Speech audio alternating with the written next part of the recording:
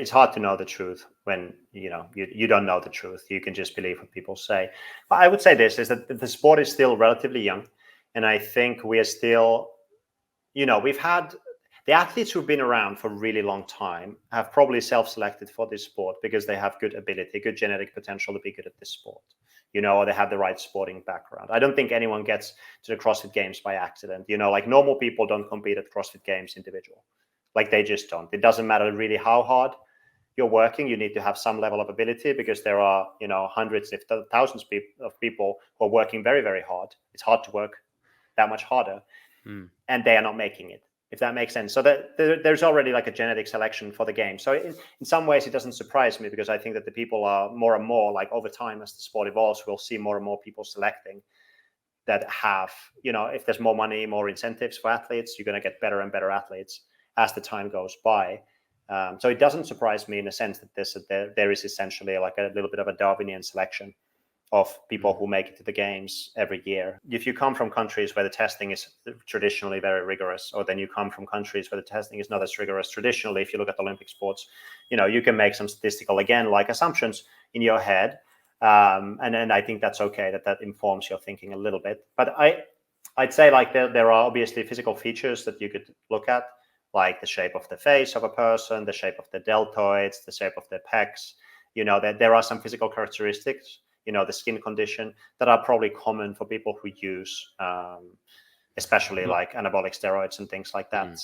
But then I think that the other aspect is that if somebody makes a very significant leap in their performance in a single season, either they figured something out, they found the right environment for them, they found the right training program for them, they maybe resolved some underlying issue, some deficiency or something that was really holding them back, they were anemic, something like that, or perhaps they chose a different route. But it's again one of those things that you can only speculate, right? Like I don't want to ever claim that I know if someone did or didn't do something unless they tell me directly, or I see them do it, or they get busted in a test. It's like, it's one of those things. It's very easy to speculate and say things about people, but it's actually really, really hard to know. Like, again, some people just genetically have these crazy bodies that we see in the sport.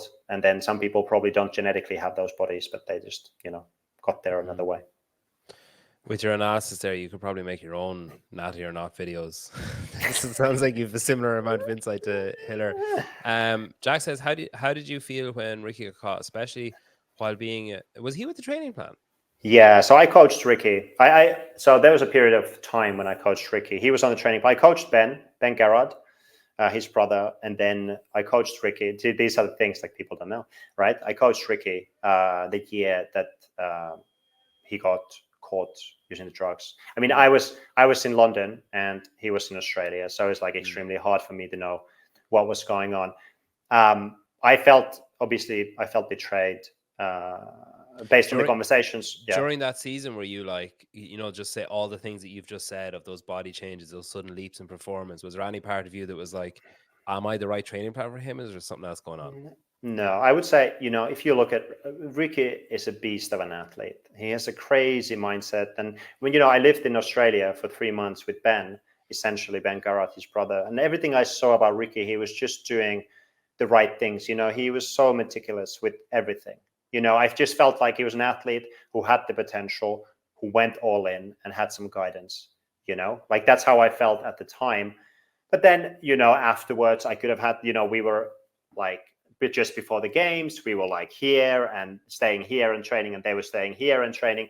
We would kept inviting, like, hey, Ricky, it's a short drive, like come and train with us. And he wouldn't. There were like some things that after the fact. Yeah, with hindsight, yeah. With hindsight, it's easy to say like I should have seen the signs, but I was completely blindsided by it. I mean, they to be fair, like I had Ben, when they knew, before the public knew, Ben reached out to me and was like telling me about this. And I was obviously like, what's happening here? I had absolutely no idea. So that was like me losing some of my naivety around drugs in this sport with what happened. But yeah, it was a hard thing to get over, but now it's absolutely fine. It's water under the bridge. There's no problems with those guys. And I feel like Ricky's worked really hard and had a lot of guts to come back.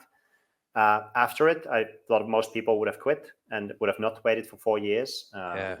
And so, all the kudos for him. And I can only assume that he's doing things the right way now.